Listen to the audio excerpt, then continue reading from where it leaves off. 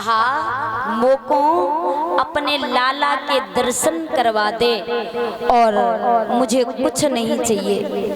मैया यशोदा ने कहा बाबा मैं अपने लाला के दर्शन तो बिल्कुल नहीं करवाऊंगी। क्यों? मेरा छोटो सो लाला है और तेरा रूप इतना भयंकर है, अगर मेरे लाला ने एक बार देख लिया तो देख करके मेरा लाला डर जाएगा। मैं अपने लाला के दर्शन नहीं कराऊंगी। सुन बाबा, तुम हमसे चाहे कुछ भी ले जाओ पर मैं अपने लाला के दर्शन नहीं कराऊंगी। सुनो कि कैसे दिखाऊं लेके ललनवा और कैसे दिखाऊं लेके ललनवा और शोर शराबाजी ललनवा ललनवा ललनवा रोगे बाबा जी ललनवा सोगे बाबा।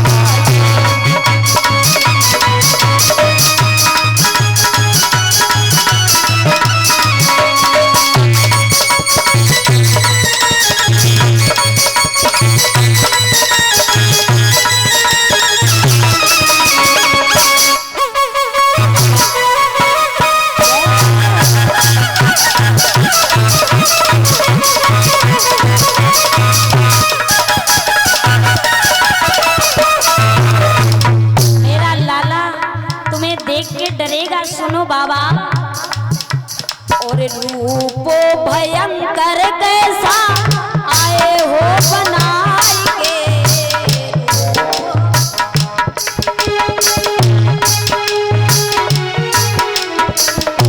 मुंडों की माला पहने गले लिपटाए के,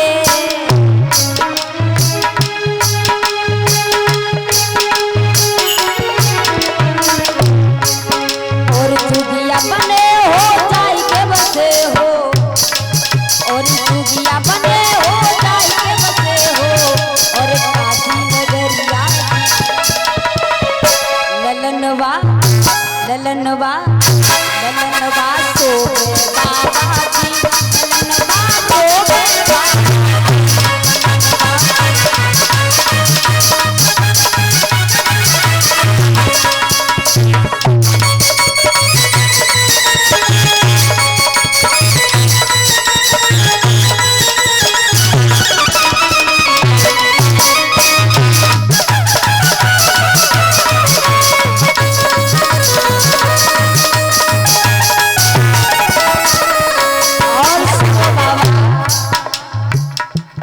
चाहे तो ले ले बाबा महल और अटरिया, चाहे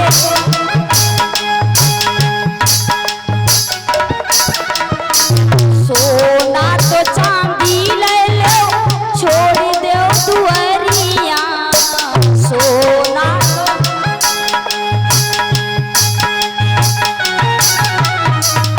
और जाई के गुहारो दूसरी दुआरिया और जाई के गुहारो दूसरी दुआरिया ना ललन दिखावा ललनवा ललनवा ललनवा सोगे बाबा जी ललनवा सोगे बाबा जी।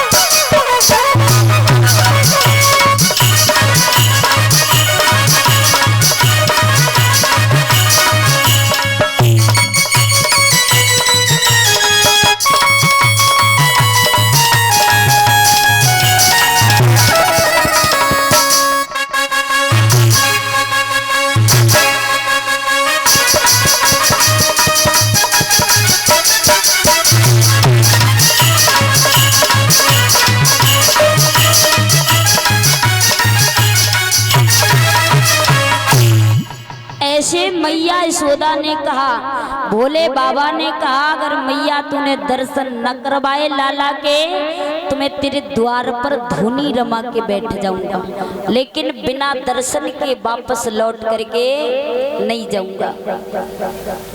अच्छा, मैया ने कहा अगर तुम जाओगे नहीं तो हमारे महल के आसपास कई एक दरवाजे हैं, हम इस द्वार से लेके ही नहीं आएंगे, हम दूसरे द्वार से निकल जाऊंगी पर इस द्वार से नहीं आऊंगी।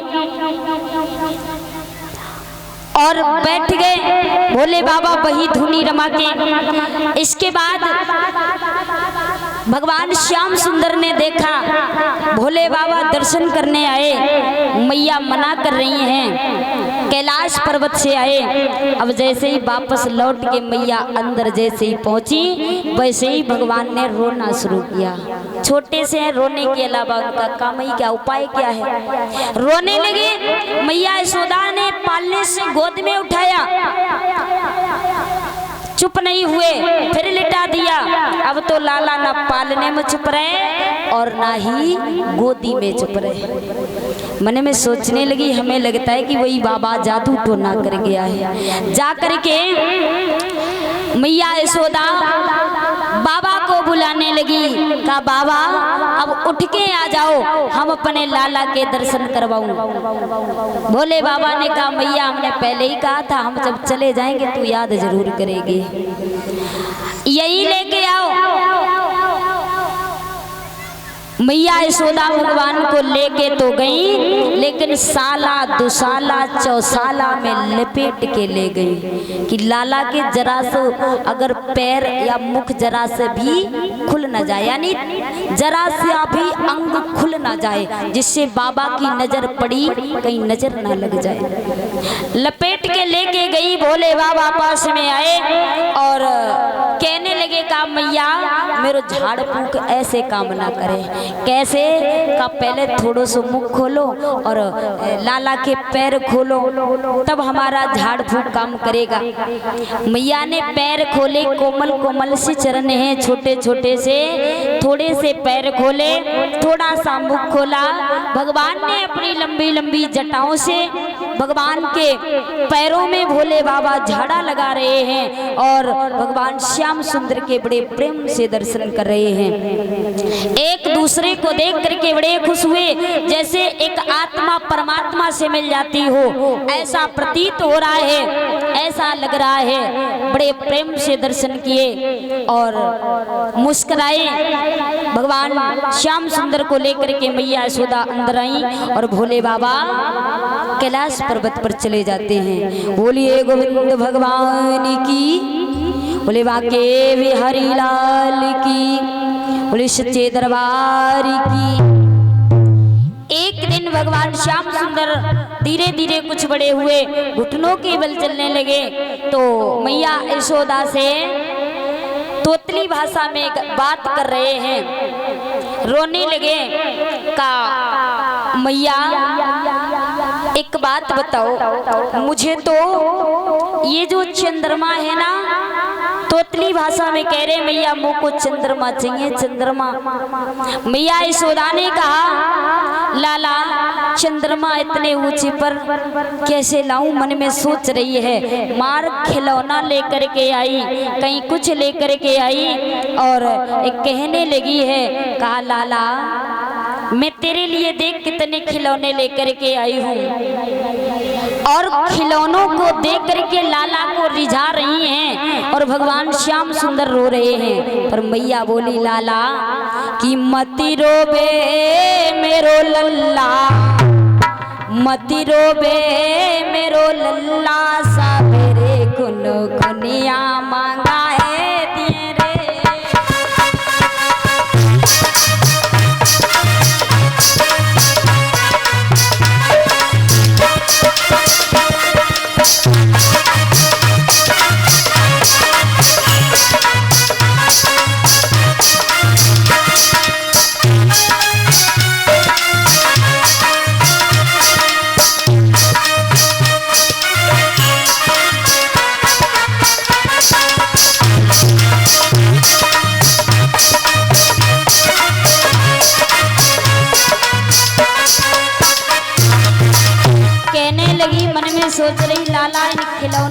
अगर रीत जाए तो अच्छा है, भला चंद्रमा कैसे लाऊं। और कहने लगी मति रोबे मेरो लल्ला सबरे चंद्रमा मनाए।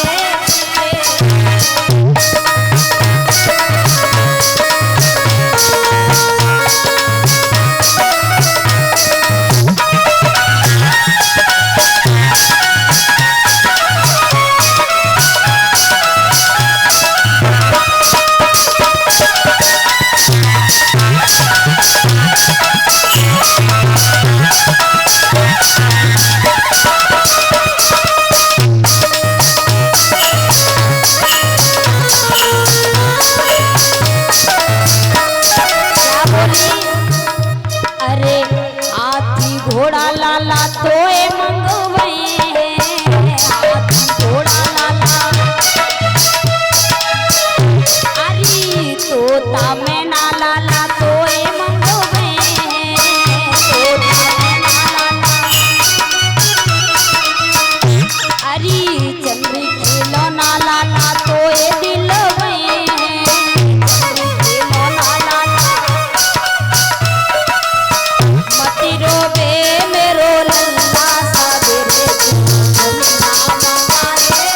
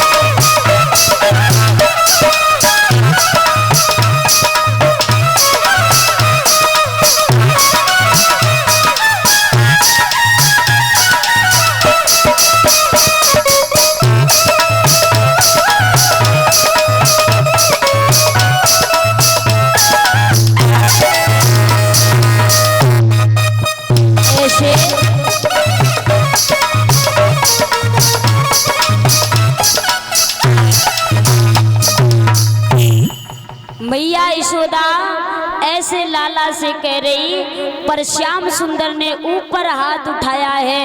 ऊपर को हाथ उठा करके माँ यशोदा को बतलाते हैं, और जो चमक लिए चंदा नभ में वो कहाँ से आते जाते हैं। मैया मुँह को चंद्रमा चाहिए, चंद्रमा चाहे कुछ भी है जाए। तो अब देखिए, एक माँ तो माँ होती है और हठ भी बड़ी खराब होती है। परीक्षित जी, हठ कितने प्रकार की होती है पता है? बताओ। 3 प्रकार की। पहली राजहट, बालहट, और तीसरी वाली खतरनाक हट है ना। तीसरी वाली बड़ी खतरनाक हट है, नारी हट है। देवियां अगर रूठ जाएं, अगर देवियां रूठ जाएं, कथा में आई, बैठ गई, पड़ोसन बहन की साड़ी बढ़िया सी देखी और पूछने लगी, मन नहीं माना, काफी देर तक देखती रही, सोचने लगी अच्छी लग रही है, अच्छी लग रही है, एक बार पूछे तो सही कहाँ से लाई है। और उनसे पूछा, एक बात बताओ जीजी, साड़ी तुम्हारी बड़ी बढ़िया लग रही है, जो कहाँ से लाई हो? बोली कहाँ से लाए? तो मैं नहीं पता, बड़ी दूर से मंगाई है, सौरिक में तो मिली नहीं। हाँ, सौरिक नहीं मिली, छिबरा मऊ से मंगाई है। कितने की आई? बोले आई तो जब 2500 की है। अच्छा, पर अच्छी बहुत लग रही है। अब उनके दिमाग में कथा नहीं आ रही है, कथा नहीं चढ़ रही, कथा सुन तो रही, जब कल कथा सुनवे आऊंगी तो इनकी 2500 की, हमारी 5000 की होनी चाहिए। हम का इनसे कमजोर अब घर पे गई और अपने पति देव से कहने लगी, देखो कल की कथा और है, केवल कथा कल की और है, कल के बाद विराम हो जाएगी। और कल कथा सुनने जब जाऊंगी हमारे लिए 5000 की साड़ी होना चाहिए, और अगर साड़ी ना आई तो शाम को भोजन नहीं बनाऊंगी। हाँ, चाहे कुछ भी हो जाए। अब बेचारे उनके पास रुपया होए चाहे ना होए, चाहे कर्ज पे लेके आए, पर उनके लिए साड़ी लेके आए। उनकी हठ को दूर करना है, मजबूरी है। हाँ, अगर नहीं लाए तो भोजन की बात छोड़ो, का पिटाई लग जाए। बोलिए गोविंद भगवान की, बोले बाके बिहारी लाल की। अब वैसे ही बाल हट माँ कुछ भी करेगी अपने बेटे के लिए, पर अपने बेटे की हट को दूर करेगी। तो एक थाली में जल भरा है और उस जल में चंद्रमा की परछाई नजर आ रही है, और अपने लाला से कहने लगी, लाला बुलाने लगी है कि कान्हा को चंदा दिखाए रही माँ, दिखाए रही माँ, और अपने रूठे से कन्हैया को मनाए रही, आए रूठे से कन्हैया को मनाए रही।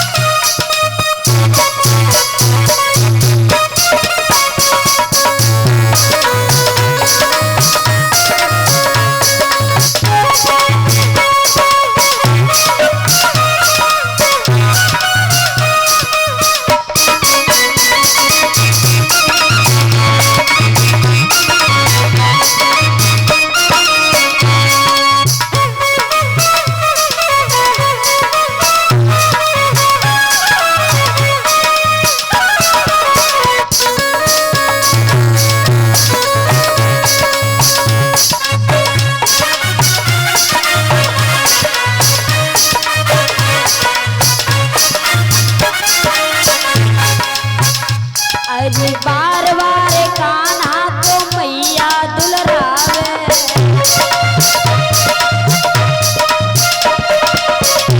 आए लेके बलैया को पास में बुलावे,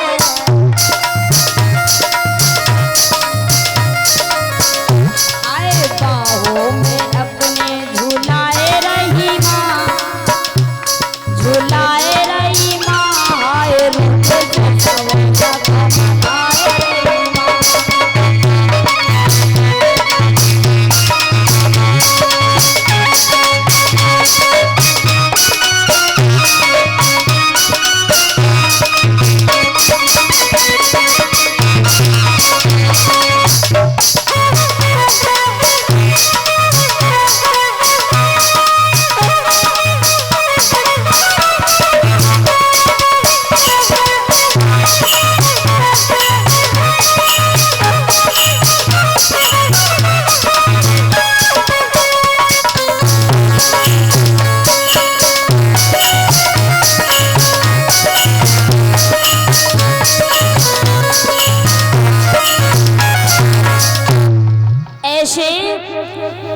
अब वो भगवान श्याम सुंदर दौड़ के आए और थाली में जल में हाथ लगा रहे हैं और दौड़ दौड़ के चंद्रमा को पकड़ रहे हैं। ऐसे मैया यशोदा ने लाला की हट को दूर किया। श्री सुखदेव जी समझाने लगे, ऐ उत्तरानंदन परीक्षित, इधर भगवान श्याम सुंदर मैया यशोदा के आंगन में बड़ी सुंदर लीलाएं कर रहे हैं। एक दिन मैया यशोदा ने, भगवान श्याम सुंदर ने सोचा कि मैया मुझे बहुत चाहती है, एक पल के लिए मुझे अलग नहीं करती है, पर आज मैया की परीक्षा ले ली जाए, आज परीक्षा ले ली जाए। तो मैया यशोदा दही को मथ रही हैं और चूल्हे पर कढ़ाई में दूध उबलने के लिए रख दिया। भगवान श्याम सुंदर जाकर के मैया यशोदा की गोद में बैठ गए कि आज पता चल जाएगा कि मैया हमें ज्यादा चाहती है कि नहीं चाहती है, आज पता चलेगा। गोद में बैठ गए और पूछने लगे, मैया तो से एक बात पूछूं।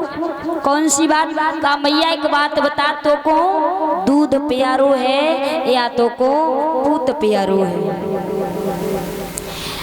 अब मैया यशोदा कहने लगी, लाला तू तो बड़ी कौतूहल भरी बातें करता है, तुझे नहीं पता कि हम सबसे ज्यादा दूध से ज्यादा मुझको पूत प्यारो है।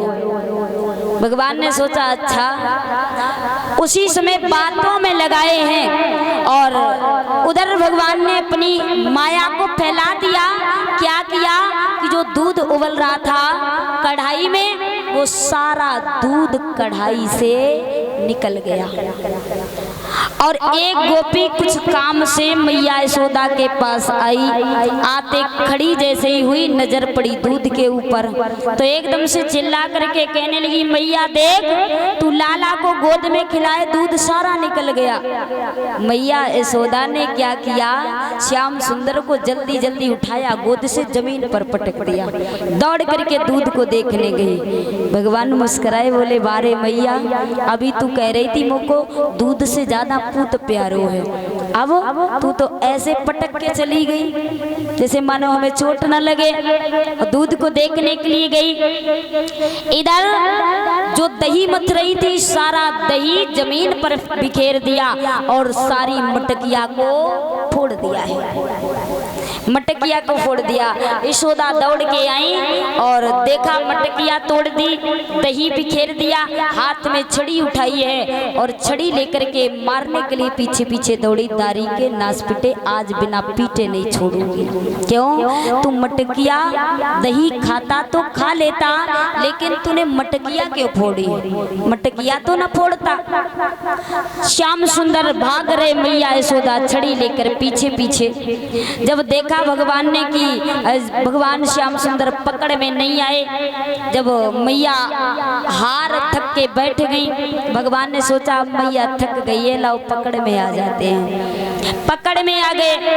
अब मैया ने सोचा अब इसको बिना बांधे नहीं छोड़ूंगी, ये बहुत उत्पाती है, बड़ा नटखट है। रस्सी को लाई है और रस्सी से भगवान श्याम सुंदर को बांधने लगी है। जब बांधने लगी तो श्याम सुंदर को बांध नहीं पाई, एक नहीं दो नहीं, सारे मोहल्लों की रस्सियां लग गई, भगवान श्याम सुंदर को नहीं बांध पाई हैं। मैया यशोदा को समझ नहीं आ रहा है ये क्या हो रहा है। किसनई लग गई शिराओं में और पानी भर गई पुछलों में, रह गई निठल्ली सी मैया जब रही न डोर।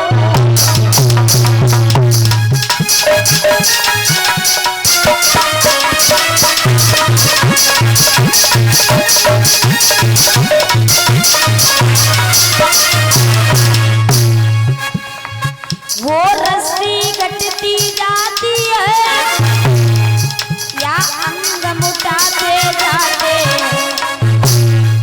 मैया की जलाती जाती है, मोहन मुस्कुराते जाते।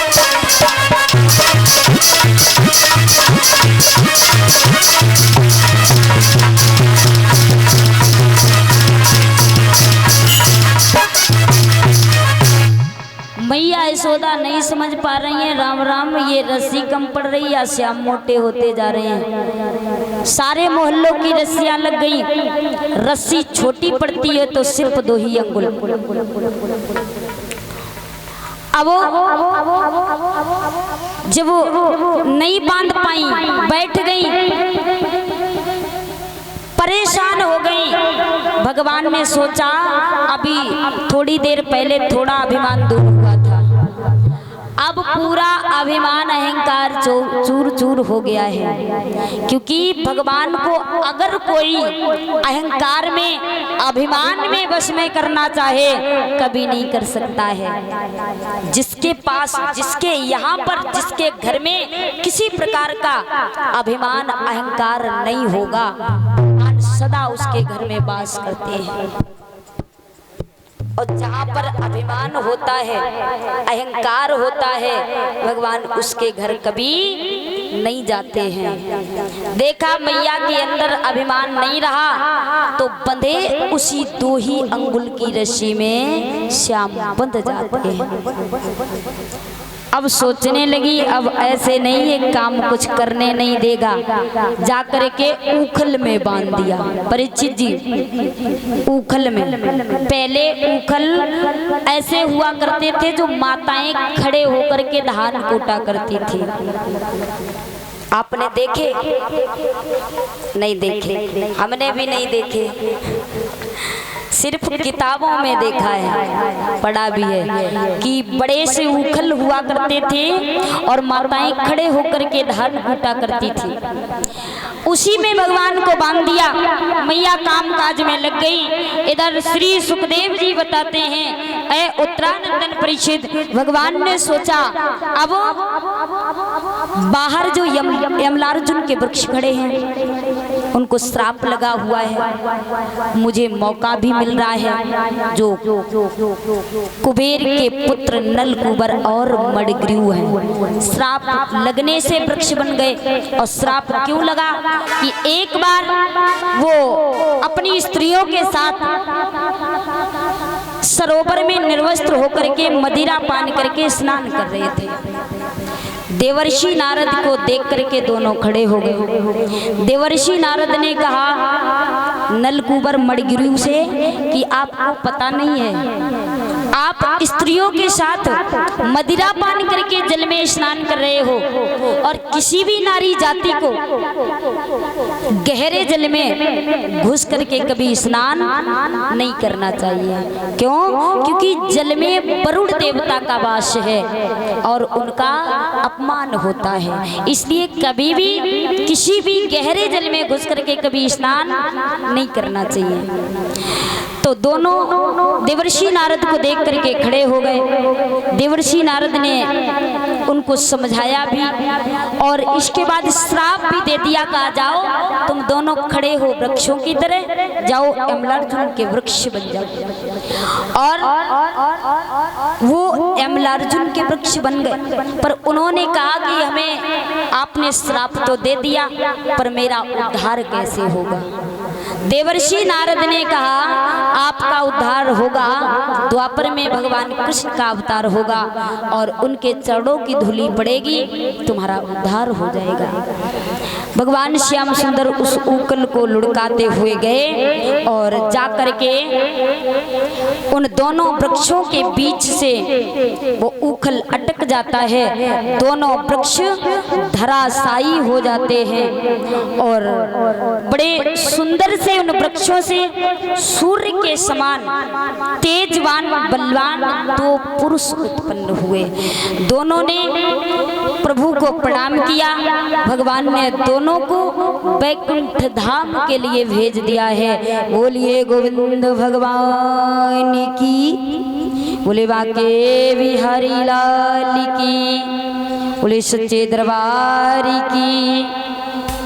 इस प्रकार से भगवान श्याम सुंदर ने उन दोनों वृक्षों का उद्धार किया है। इसके बाद में भगवान श्याम सुंदर किस प्रकार से मैया यशोदा के आंगन में लीलाएं करते हैं, माखन चोरी की लीला करते हैं, कैसे करते हैं। पर बहुत देर हो गई है और यूं ही अगर कथा बोलती रहूंगी तो सबको नींद लगने लगेगी, है ना। तो बीच बीच में संकीर्तन बुलवाना बहुत जरूरी होता है, तालियां बजवाना बहुत जरूरी होता है, जिससे आलस्य भाग जाता है और आपकी जिह्वा भी भगवान का गुणगान करने से पवित्र हो जाती है। तो सभी लोग ऊंचे ऊंचे हाथ उठाएंगे और सबको ऊंचे हाथ उठाना है, तालियां बजाना है। अगर तालियां नहीं बजाई तो कल से भोजन करना मुश्किल हो जाएगा, हमें नहीं पता है। तो सब लोग ऊंचे ऊंचे हाथ उठाइएगा तालियां बजा के